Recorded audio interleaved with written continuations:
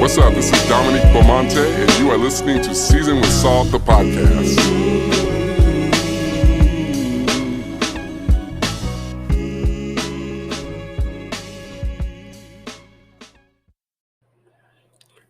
I caution you that this is going to be a very worldly episode. But I also remind you that this podcast, Season with Salt, is named in honor of Colossians, the 4th chapter and the 6th verse that says, "Let your speech be always with grace, seasoned with salt, that ye may know how ye ought to answer every man." The reason why that is the subject of this podcast is because I believe that Christians have the right and the responsibility to discuss things that are trending and to bring a sobriety and clarity and pureness of understanding to things that folks are trying to understand in the world. And so that's exactly what I'm going to be doing today. I'm going to be speaking from the heart. Hey, thank you for listening to Season with Salt, the podcast. I'm your host, Dominique Beaumonte.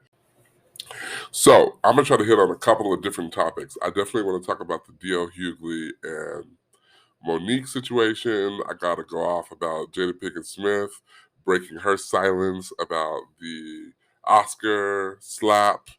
And a couple of other things that I think are noteworthy. So let me just start with, actually, I better say something about Amber Heard and Johnny Depp. Did y'all watch that trial? It was a mess. 5 weeks of just like content to be reviewed and discussed in law school lecture halls for centuries to come. It was that much of a mess. Like, shout out to Johnny Depp's lawyers, Camille Vasquez and whoever else, because Camille was the one that I enjoyed the most and kind of made me want to be a lawyer so I could be the one to be like, objection, hearsay, relevance, objection, hearsay, no foundation, objection, hearsay, leading. Like, during the trial, first of all, clarification, because people were making this be about like Johnny Depp's innocence, when actually Johnny Depp sued Amber Heard for defamation of character as a result of losing out on career opportunities because she wrote an op-ed which did not necessarily name him but gave the impression that he was a wife beater. And then she, claimed that she was going to use the $7 million to donate to all these charities, and then she forgot to. And I mean, just a mess. So for Johnny Depp, this was an opportunity to clear his name, to talk about the fact that when people level these assaults at your character, they impact the way that you're received. They impact your wallet, your money, your career. And Johnny Depp's intent was to say, if you want to play games or write articles, then we're going to put it all out on the table. My concern, especially with watching the trial and seeing like the intricacies of their relationship, the drug use, the being surrounded by people who enable them. My concern is that they get the help that they need as people, and not just people around them who enable them. And that's for both of them. And like literally, when I got the news that the jury had come back with their decision and that Johnny Depp was awarded $15 million and Amber Heard was awarded like $2 million, I'm thinking to myself, like, these jurors and judges, I believe they believe that justice had been served, but I think real justice comes through healing and reconciliation. And that's not to say that they have to be a couple again or anything. It's just to say that, for the sake of their ability to even repay each other this money, like they need to have thriving careers, and the foundation of those thriving careers should be good mental health, should be, um, just not any foolishness. So I'm praying for them. I really am praying for them. I'm praying for them like they go to my church. I'm praying for them like we're friends. And I also hope that, the lawyers, those who represented them, that the success of this, or I won't say the success, also the visibility of this um, case will present them with new opportunities to advance the field, and just demonstrate the power of good legal support, right? So kudos to the trial. I'm positively encouraged by the outcome myself. So I wanted to mention that. This D.L. Hughley and Mo'Nique thing. So ironically, last year on May 31st of 2021, I um you can go back and look at episode 86. I named that episode Mo'Nique is Not My Auntie. And I talked about the outlandish need, the thing that she does when she provides this correction to people. And I also talked a little bit about Kevin Samuels, rest his soul. Um, and I thought it was ironic that she resurfaces in the news, and in her resurfacing in the news is bringing to the surface a lot of things that people have said about her. So you may have just heard about the story and then not really knew what it was about. So let me just kind of iron out where we are with the whole D.L. Hughley and Mo'Nique thing. Um, the crazy thing about this is that the world is already inundated with really complicated interpersonal conflicts, and we don't need any more. We definitely don't need none, including Mo'Nique. She got a problem with Oprah. She got a problem with Lee Daniels. She got a problem with Tyler Perry. She got a problem with Netflix. She got a problem with all these different people, and she got a problem with women wearing bonnets. She got a problem with what folks wear to the airport. She just got a problem with everything. And that's not different from aunties do be having problems with everything. But like I said in episode 86, we need to revive the kitchen table where people come together as a family to discuss what's wrong and what's right. You ain't got to be airing out your dirty laundry to everybody. So anyway, here's what happened. Both comedians had a show at the Fox Theater in Detroit, Michigan. Both comedians were under the impression that they were the headliners for this particular show. Both of them had either contracts or statements or written documents, whether they're signed or unsigned, that gave the impression that they were headliners. The difference, however, is that D.L. Hughley's contract said that he had to be the last person to perform, the highest paid performer, and that he had the right to approve other people who performed. Now, Mo'Nique has already admitted that in her career, she's already opened for D.L. Hughley. So that if you opened for D.L. Hughley 30 years ago, then it's clear that DL got a little bit more clout. He has the right to say this. Now, if your husband didn't write, I'm getting into my commentary, but if your husband didn't write up an adequate a contract that lists all what it meant to be a headliner, that's not D.L. Hughley's fault. So essentially, what happened is, upon recognition of the conflict backstage, neither of them was willing to yield. D.L. Hughley said, a headliner is a headliner, and here's what headliner means to me.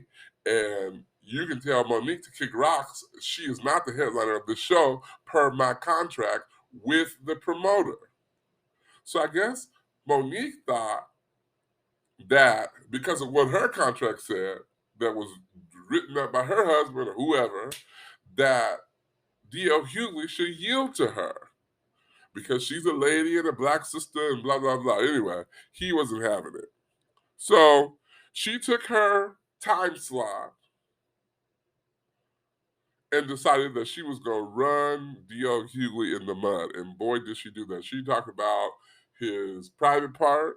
She talked about his sexuality. She insinuated that uh, the initials DL meant, you know, something related to his sexual escapades.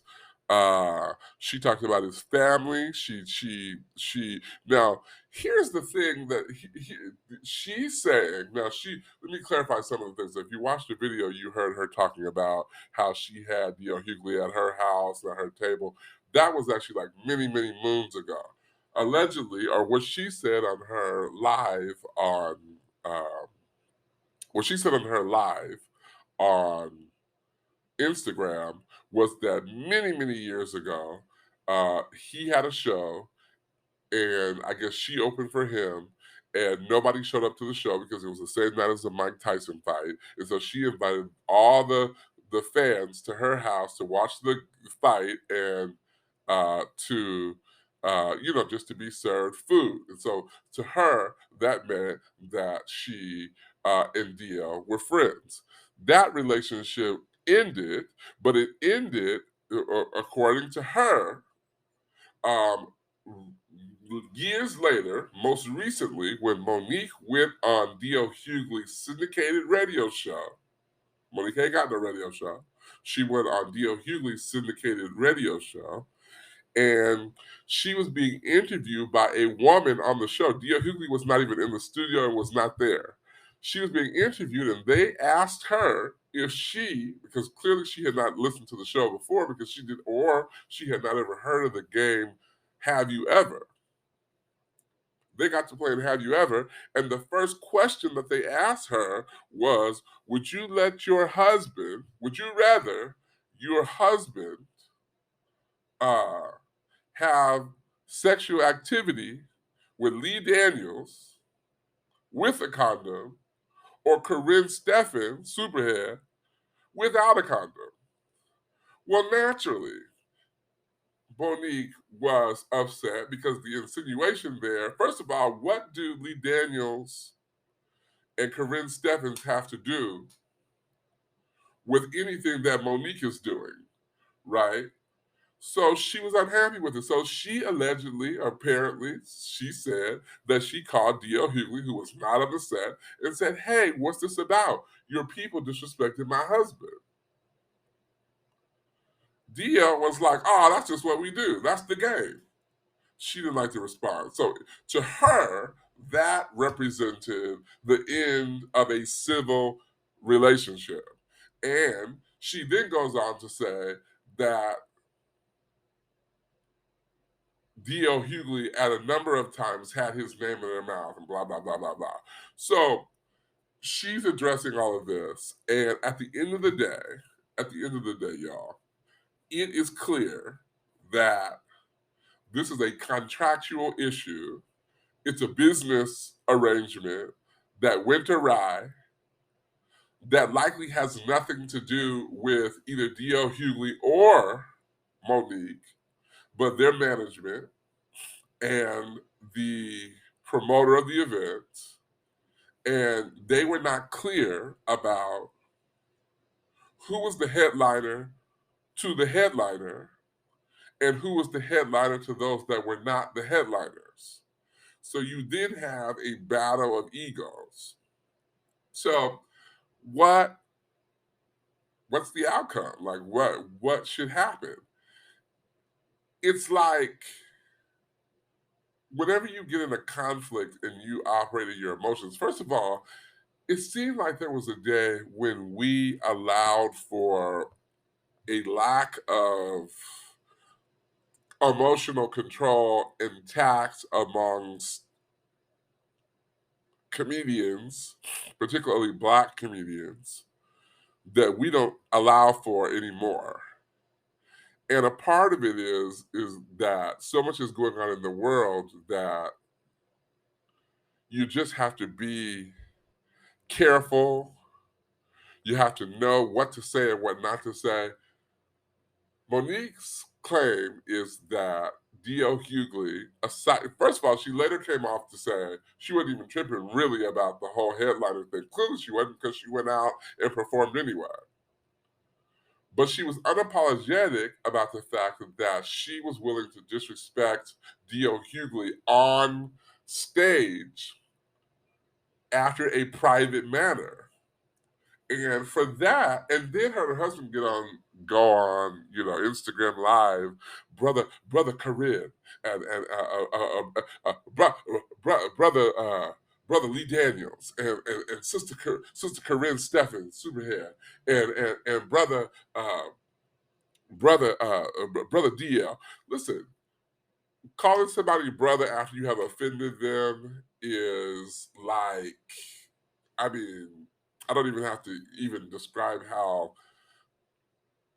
confusing that is.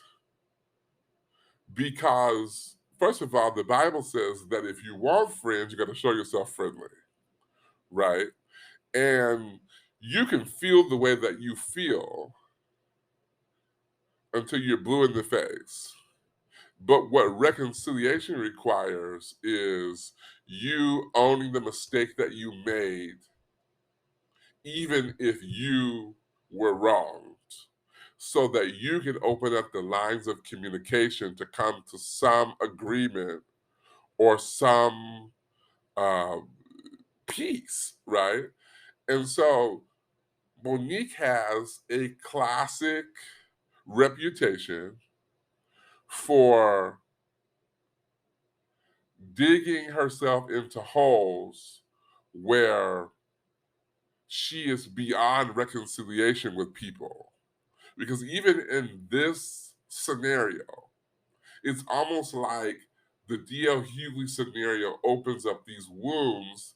With Lee Daniels, you're still talking about Lee Daniels, you're still talking about Oprah, you're still talking about Tyler Perry, now you're talking about, you're just adding all of these people, and these people are having to, first of all, the thing that I don't like about what Mo'Nique, I'm canceling her in my world. Yes, I know we said cancel culture was over, but here's what I don't like about her. Here's why I'm canceling her personally. I'm tired of hearing her in particular say that all these successful Black people who have made their mark on pop culture, on in journalism, in movie and film. I'm tired of her saying with her mouth that these people are coons because they don't do like she does. I just hate the idea that the work of these brilliant people has to be illegitimized because they don't have the same mindset. She even said that the thing that she did not like about Tyler Perry is that he set her up for failure when he said that if he was cast in a movie, that he would essentially do whatever the studio and those who pay for the movie to come into play, he would do whatever it is that they asked him to do to promote the movie. To her, she was like, well, that doesn't make sense because they need to pay me for promotion. No, they paid you for the movie. You should want the movie to be successful. That's all Tyler Perry was saying. If I'm in the movie and I done already got paid for being in the movie, I will promote the movie and I don't necessarily have to be paid. That's his professional commitment.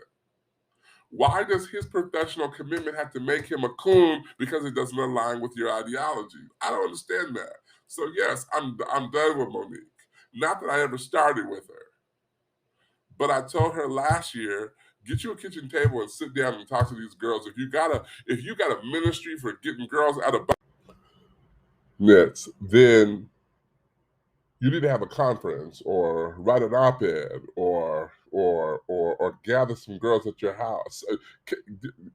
Why does everything have to be so like, why does this correction have to be public? Now, I understand in the Black culture we do prioritize public corrections sometimes in a way that's unhealthy but also healthy, right?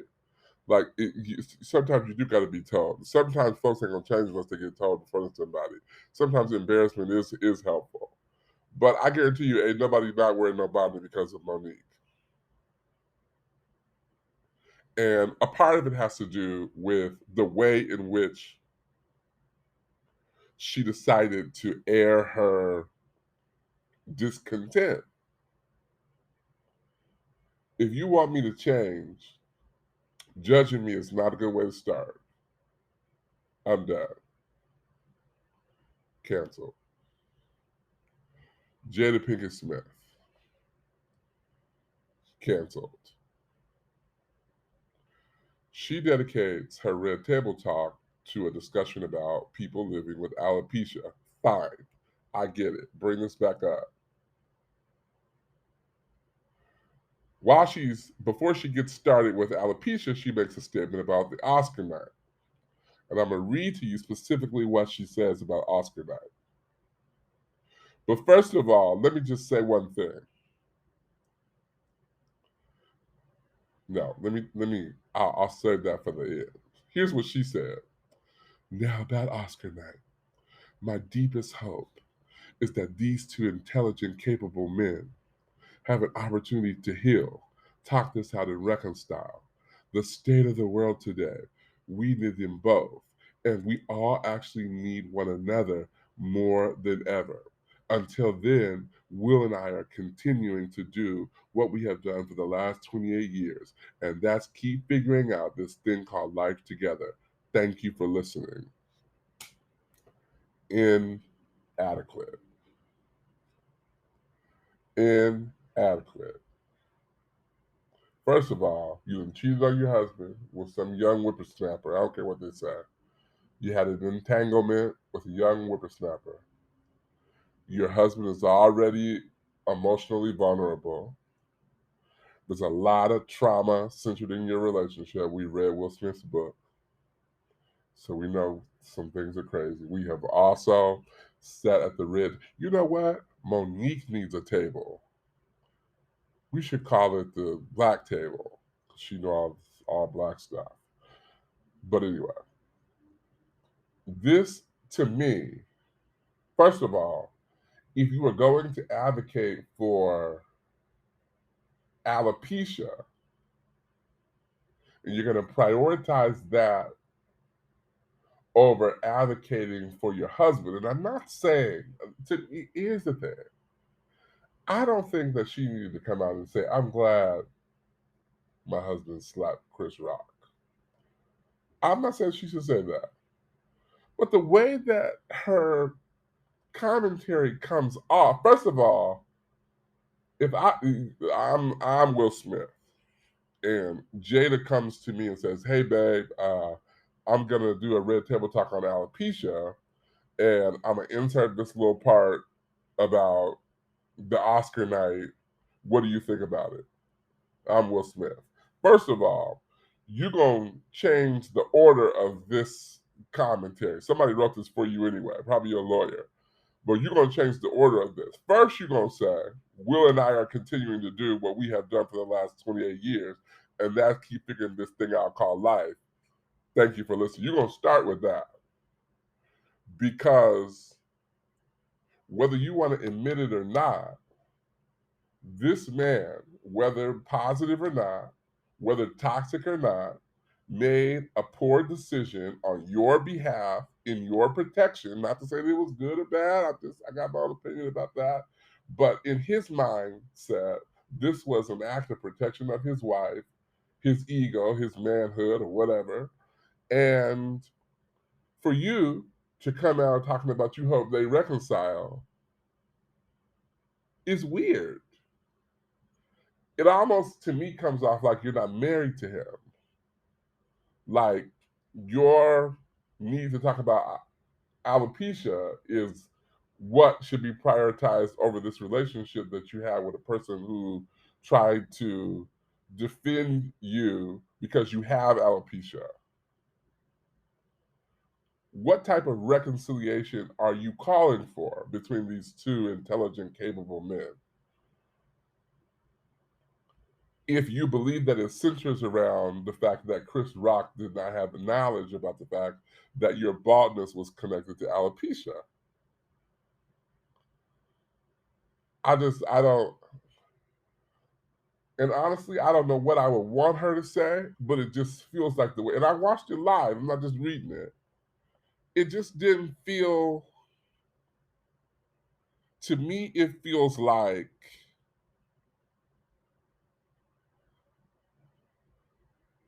there is a greater intensity on the part of Will Smith to protect and honor and uplift Jada Pinkett Smith than there is for Jada Pinkett Smith to do the same for her husband. And you done made a whole red table talk about alopecia, and maybe you need to make one about your husband. And you ain't gotta, for me, you don't have to defend him slapping another man on national TV at an Oscar ceremony. I'm not saying you have to do that. But at least say what you mean by we gonna keep doing the same thing that we've been doing for 28 years. Of course you should keep doing the same thing. Your husband defended you, embarrassed himself, put his career on the line in your honor, and you dropping passive, non-committed language around your relationship.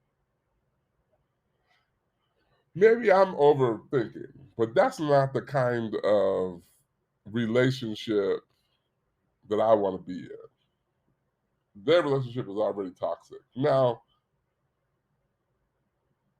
I might be biased because I am a huge Will Smith fan. I read his book. I mean, I'm just like, I never thought he did the wrong thing, to be honest. I just can't. I mean, in my mind, no, that doesn't make my argument strong, so forget it. But I just, I won't be able to really get with Jada Pinkett Smith anymore because I just feel like her defense or concern or I'm gonna stick by my manness is lacking. And it's not the hood love that Mary J. Blige talked about.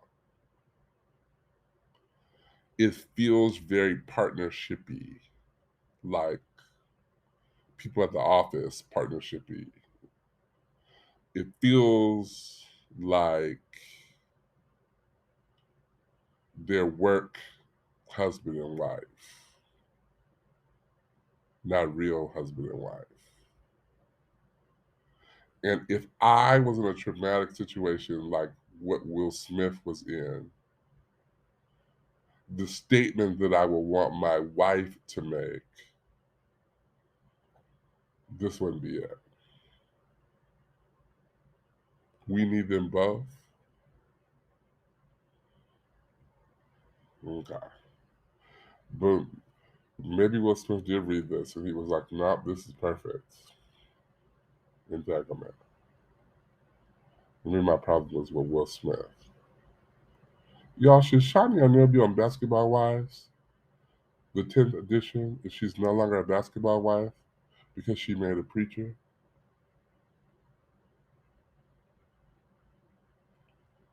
Will Seattle Seahawks fans buy Sierra's album since her husband is no longer with our team? How do you feel about the fact that Anita Baker is going on a 17-city tour after a very successful Las Vegas residency? I feel good about that. Speaking of residency, would you see Britney Spears when she was in residency in Las Vegas? What does she sing about? What are her songs? What do you think about the fact that Tank performed at a gay pride event and people were trying to cancel him and he was like, I'm not gonna let y'all bully me because I got gay fans. Does that make him gay? Does that make him an advocate for gay people?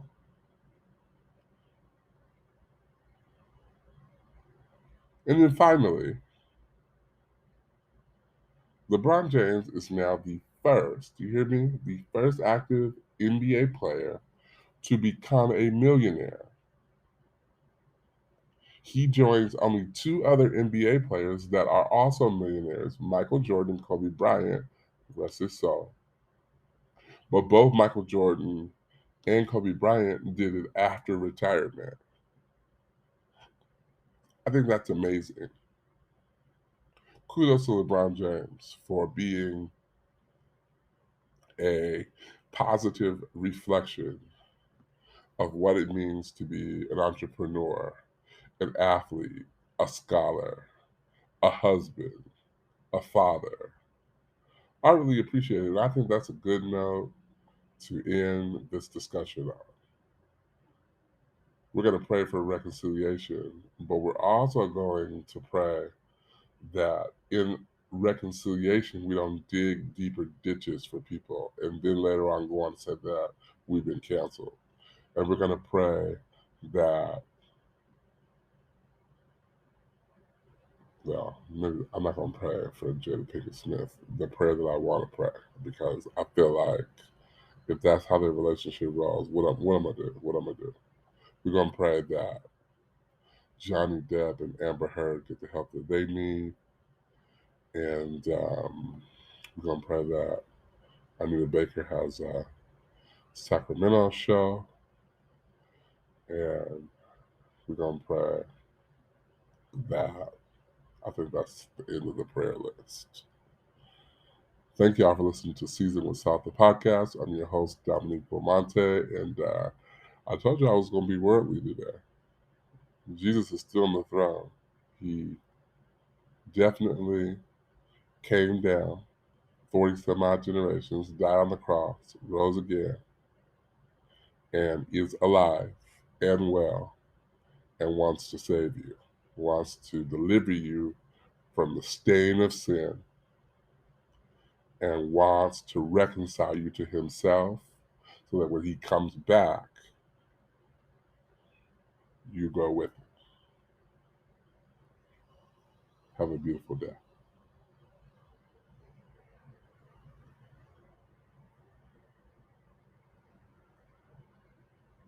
Thank you, Lord.